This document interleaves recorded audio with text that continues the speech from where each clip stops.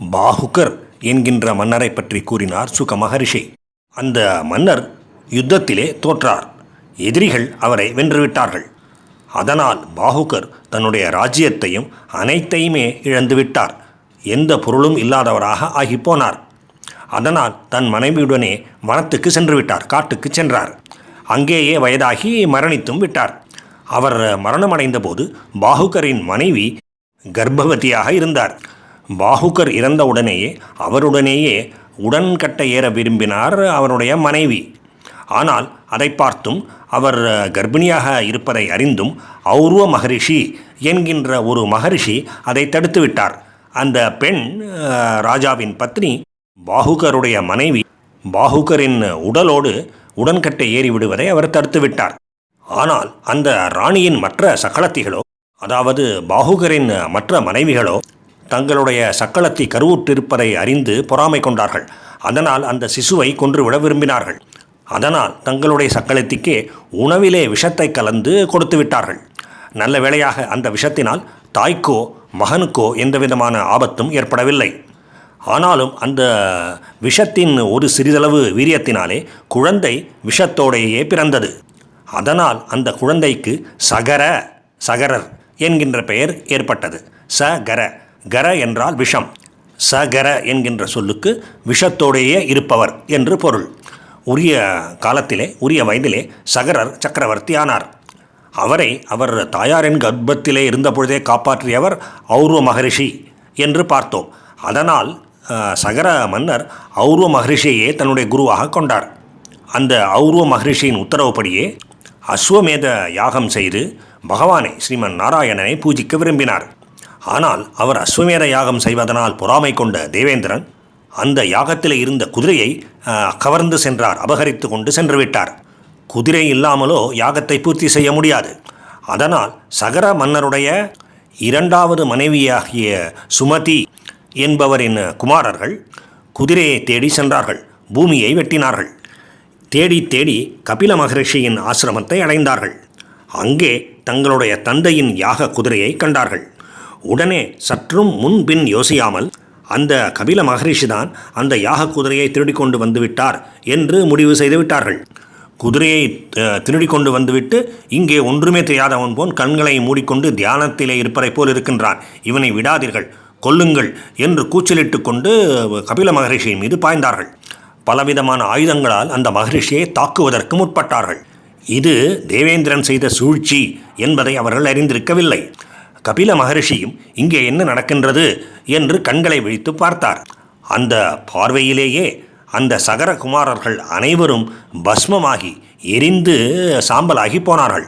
மகரிஷியின் கோபக்கனல் அவர்களை எரித்துவிட்டது என்று சிலர் சொல்கின்றார்கள். ஆனால் அது உண்மையில்லை.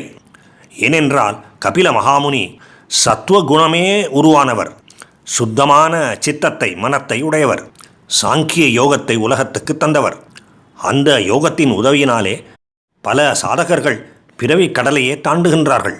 அப்படிப்பட்ட மகா முனிவருக்கு இவன் தன்னுடைய நண்பன், இவன் தன்னுடைய எதிரி, இது வேண்டியது, இது வேண்டாதது, இது இன்பம், இது துன்பம், இந்த மாதிரியான இருமைகள் எல்லாம் டியூவாலிட்டிஸ் இருக்க முடியாது. அப்படிப்பட்ட பேத புத்தி அவருக்கு இல்லை. பராத்ம பூதஸ்ய கதம் பிருதக் மதிஹி, பராத்ம பூதஸ்ய பரமாத்மாவிலேயே பரம்பொருளிலேயே தன்னுடைய ஆத்மாவை லயிக்கை செய்துவிட்டவருக்கு கதம் எப்படி பிருதக் மதிஹி பேத புத்தி, அதாவது இது வேண்டியது இது வேண்டாதது என்று ஏற்கனவே கூறியதே போல அப்படிப்பட்ட வேறுபாடுகள் கொண்ட மனநிலை எப்படி இருக்கும் என்று கேட்கின்றது பாகவத புராணம். ஆக யாக குதிரையை தேடிக்கொண்டு சென்ற சகர குமாரர்கள் கபில முனிவரின் ஆசிரமத்திலேயே சாம்பலாகி போனார்கள். அவர்கள் எல்லோரும் சகரருடைய இரண்டாவது மனைவியின் குமாரர்கள் என்பதை பார்த்தோம். அவருடைய முதல் மனைவியின் பெயர் கேசினி என்பதாகும். சகர மன்னருக்கும் அவருடைய முதல் மனைவியாகிய கேசினி என்பவருக்கும் பிறந்தவர்தான் அசமஞ்சஸ் என்பவர். அந்த அசமஞ்சஸ் என்பவர் தன்னுடைய முற்பிறவியிலே ஒரு சிறந்த யோகியாக இருந்தவர். ஆனாலும் அவருடைய யோகம் முழுமை அடையவில்லை. அதனால் அவர் மீண்டும் பிறந்தார். ஆனால் ஜடபரதரைப் போல பூர்வ ஜன்ம நினைவுகளை அவர் கொண்டிருந்தார். அவர் தன்னுடைய யோகத்தை தொடர்ந்து செய்வதற்காக பொதுமக்களுடைய சேர்க்கை இல்லாமல் வனம் சென்று காட்டுக்கு சென்று தன்னந்தனியாக சென்று அங்கே மேலும் தவம் செய்து யோகம் செய்து பகவானை அடைய விரும்பினார். இருந்தாலும் பொதுவாக யாராலும் ஏற்றுக்கொள்ள முடியாத காரியங்களை எல்லாம் செய்தார். சிறு வயது குழந்தைகளை எல்லாம் கூட சரையு நதியிலே எரிந்து கொன்றுவிட்டார். எனவே அவர் மன்னனாகுவதற்கு தகுதியில்லாத ஒரு கொடூரனாக எல்லோராலும் பார்க்கப்பட்டார். அவருடைய தந்தையாகிய சகர மன்னனும் அரசனாகிய சகரனும் அசமஞ்சசரிடம் வெறுப்பு கொண்டார். எனவே தன்னுடைய புதல்வனையே அசமஞ்சசரையே நாட்டை விட்டு துரத்திவிட்டார். அசமஞ்சசரும் அப்படியே சென்றார். ஆனால் செல்லும் வழியிலே தன்னுடைய யோக பலத்தினாலே எந்த சரையு நதியிலே அவர் குழந்தைகளெல்லாம் தூக்கி எறிந்து கொன்றிருந்தாரோ அந்த சரையு நதியிலிருந்தே அந்த குழந்தைகளையெல்லாம் மீண்டு எழுந்து வரும்படி செய்தார். அதனால் அந்த குழந்தைகளெல்லாம் மீண்டும் உயிர் பெற்று எழுந்து வந்தன. அந்த சிறு பையன்களையெல்லாம் அவர்களுடைய வீடுகளுக்கு அனுப்பிவிட்டு தான் வனத்துக்கு சென்றார்.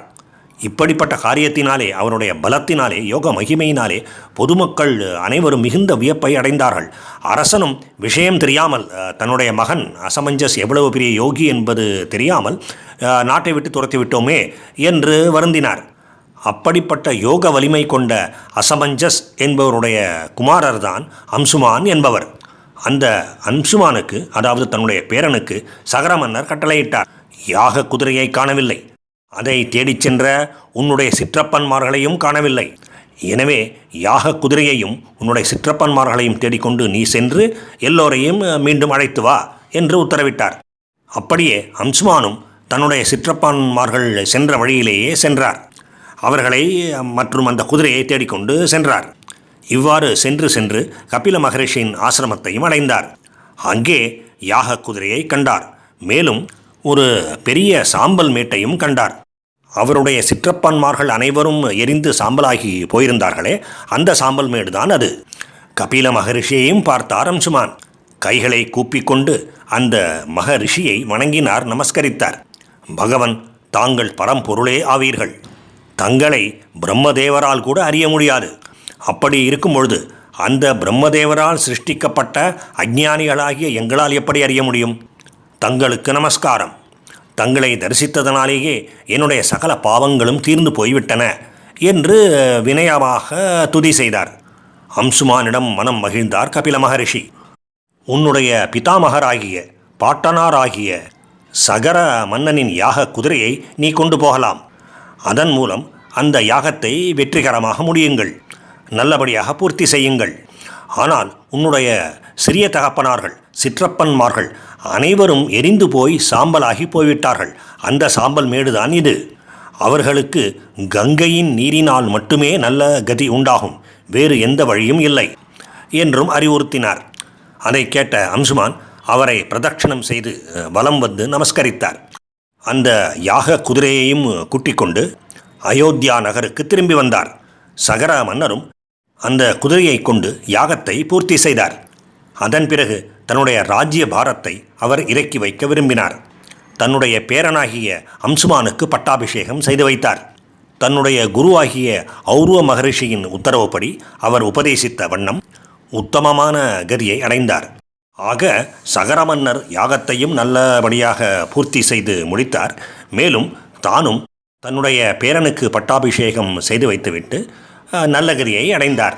ஆனால் சகர மன்னருடைய இரண்டாவது மனைவியின் குழந்தைகள் குமாரர்கள் கபில மகரிஷியின் ஆசிரமத்திலே சாம்பல் மேடாக கிடக்கின்றார்களே, அவர்களுடைய சாம்பல் கங்கையிலே கரைக்கப்படவில்லை. கங்கை நீரின் ஸ்பர்சமும் எந்தவிதமான ஸ்பர்சமும் அந்த சாம்பலுக்கு ஏற்படவில்லை. அதனால் அவர்கள் இதுவரையிலே நல்ல கதியை அடையாமலேயே இருந்தார்கள். அம்சுமானை பொறுத்தவரையிலே இந்த ஒரு கடமை அவருக்கு பாக்கி இருந்தது. தன்னுடைய சிற்றப்பன்மார்களை கரை சேர்த்து அவர்களுக்கு நல்ல கதி கிடைக்க செய்வது அவருடைய முக்கியமான கடமையாக இன்னும் மீதம் இருந்தது. பகவானுக்கும் பாகவத புராணத்துக்கும் பக்தர்களுக்கும் நமஸ்காரம்.